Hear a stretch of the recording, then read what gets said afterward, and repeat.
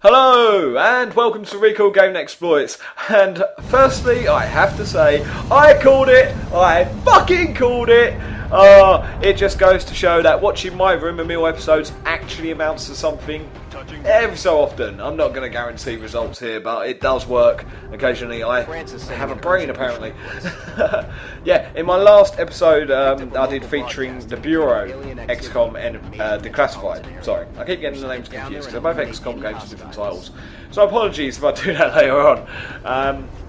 Yes, when I done the video on the Bureau Xcom Declassified, I stated, quite frankly, that I hope and I believe that they should have permadeath in the third-person XCOM action game known as the Bureau Xcom XCOM Declassified.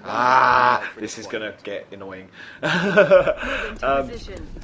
Because it's an XCOM game, and every XCOM game, whether it was UFO, Enemy Unknown, or XCOM Defense, or all the old games that came out, including XCOM Enemy Unknown that was released last year, I believe.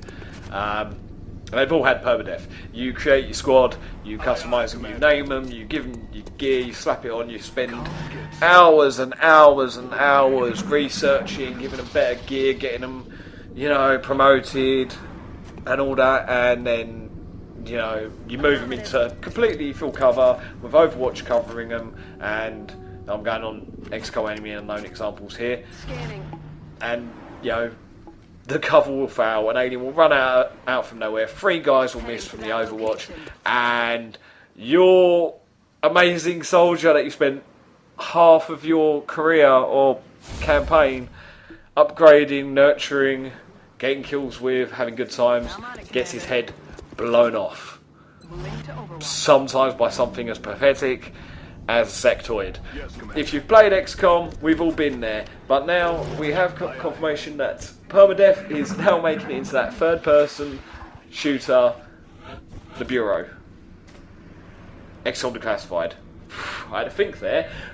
But yeah, thank you. I was really hoping that would happen, because apparently the customization is far more in depth as well, and I don't know, there's not many full concrete details out there, but I'm guessing you'd be able to do the standard customizations like hair, do they wear glasses, what does their face look like, but it's all going to be in the 60s style, which the game's set in middle America in the 1960s, so it's all very,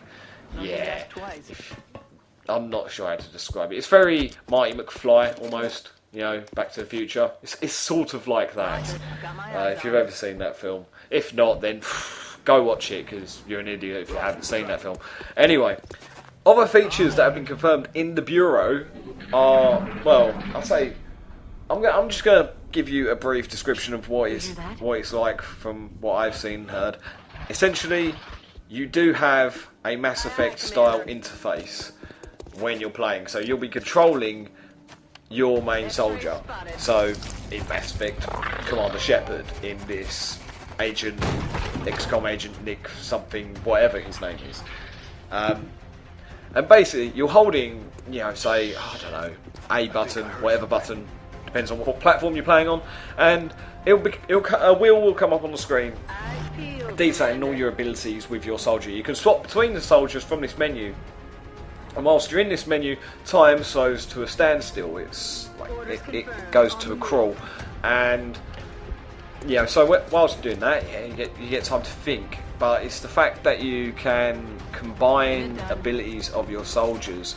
So, for instance, like you got your standard sort of abilities like covering fire, take cover, throw grenades. What the other type of commands that you get are special abilities, which you will earn with your characters over the course from doing research and stuff, which I'm quite glad about. It's another thing that's transferred over from the turn-based strategy over to the real-time third-person shooter. Oh, this is getting confusing. It's so confusing. Anyway, so say for instance you've got this levitate ability, like soldier number 2 has a levitate ability. Well, you get soldier number 2 to levitate an enemy, and then the rest of your soldiers can, just pound that enemy with whatever means they deem necessary. So, I mean, that's pretty cool. That's very Mass Effect-y. In fact, it's pretty much pulled straight out of the Mass Effect ability library. You also get automated turrets, which you can use, and you can also levitate them to give them a higher field of view on the battlefield, which means that they can be more accurate, because if you're standing behind a wall cover and that turret's flying above the wall, it ain't going to do you much good. So it's all very good, it's all very interesting, the permadeath, the abilities. I'm really liking it. You can throw a mine out into the middle of the open and then use your other soldier to do a taunt, and they'll come running out, guns blazing. You tell you guys to take cover and let the mine do the work.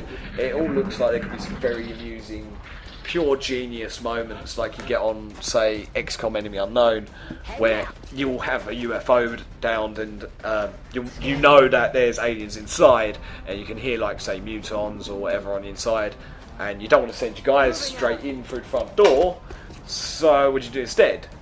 You blow out the wall with a rocket launcher and let the snipers take aim and fire and annihilate everything inside. So it looks like you're going to be able to have like dynamic moments like that, which aren't scripted. I can't wait. It's right up my alley, to be honest. I'm really excited about it.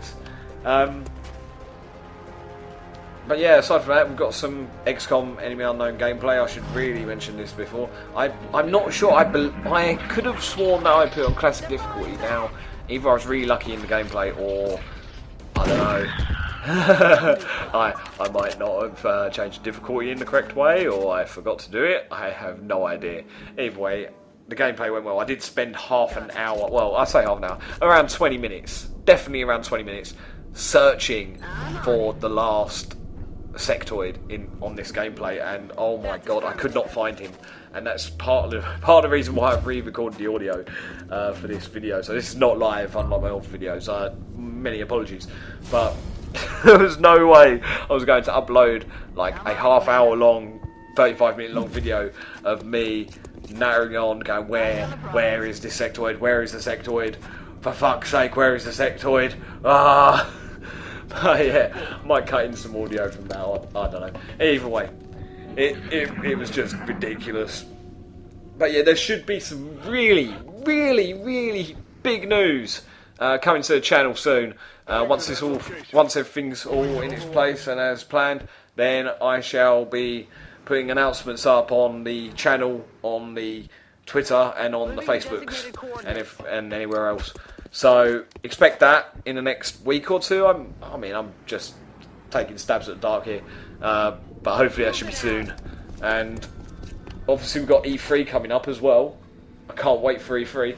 E3 is the moment where we're actually going to see whether either of the next gen consoles are actually worth buying. There was this Twitter, it really did make me laugh, this tweet, and that someone posted up. I clicked on a link and it was an Amazon link, and it was the Xbox One with estimated, and I will stress, estimate. My fucking phone's vibrating, shut up! Oh god, sorry about that. It made me laugh. It was an Xbox One and it had an estimated, I do stress, estimated. Alright? I'm going to say again, estimated price point. That's not official, nothing's been announced, but the estimated price point there was £599. Moving to position. Holy shit.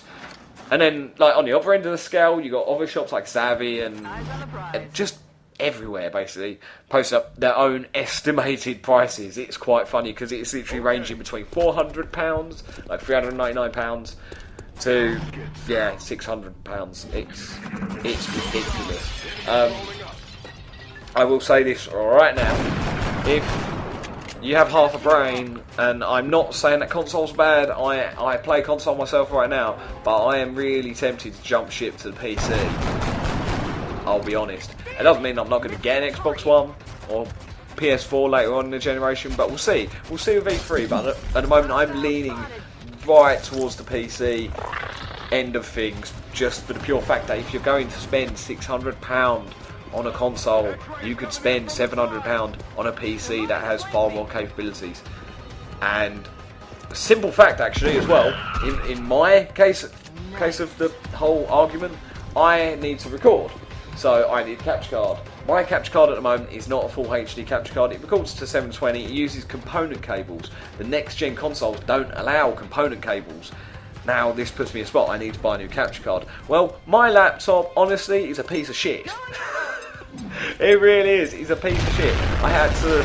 Oh, it's going to be some hassle in the past. It really has no oomph behind it whatsoever. There's no oomph. There's nothing behind it. There's no weight to it.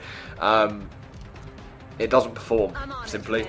And not only would I have to buy a new capture card, but which would cost me about £150, I'd have to then buy a new laptop that would run the capture card software so I could keep bringing you videos. So the way I'm standing on it now is I could do all that, or I could spend the exact same amount of, well, I could spend less than that, if anything, depending on how I go about it, and get a PC that will run next gen games for like like next gen games and record, and I wouldn't have to have all these cables running across the floor and stuff, and you know, on the verge of causing accidents or possible breakage of equipment, you know, if I'm not paying attention when walking through my house. It just might be easier. It's just something I'm looking into, and I suggest that if you're looking to save money, then it might be an idea to have a look at the PC route of things, just for the pure simple fact that games on PC are cheaper.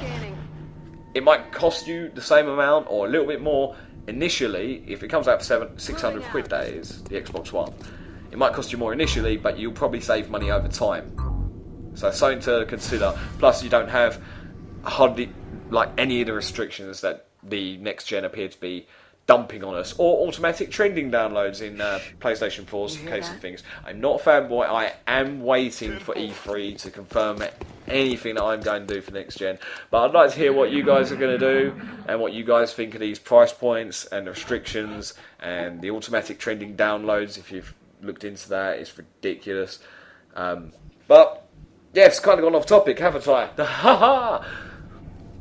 But yeah, thank you for watching Record Gaming Exploits. Keep an eye on the channel. There will be some news very soon, and it is rather big. Aside from that, if you'd like to challenge me in a round of Recoil versus, currently only on Xbox Live, it will open up to other platforms, but most likely as and when I can afford to.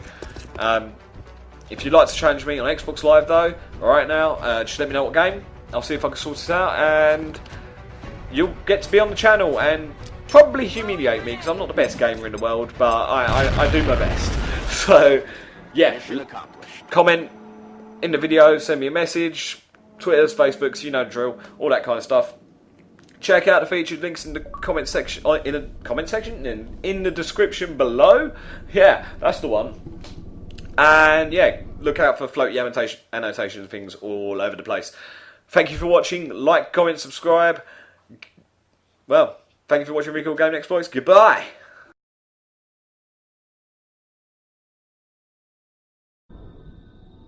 Orders confirmed. On the move. All that for one alien. Christ.